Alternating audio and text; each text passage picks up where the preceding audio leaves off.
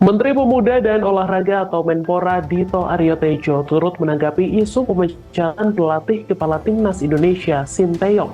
Pasalnya sempat beredar kabar bahwa Erick Thohir tidak puas dengan kinerja Sinteyong yang terlalu fokus dengan latihan fisik.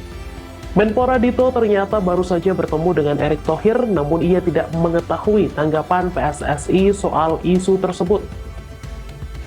Hanya saja, ia menjelaskan bahwa PSSI sudah menggelar rapat exco.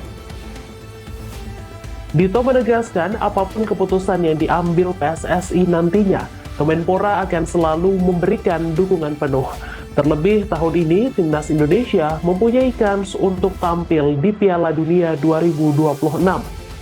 Sebagai informasi, rumor ini bermula datang setelah Download Tribun X sekarang, menghadirkan lokal menjadi Indonesia.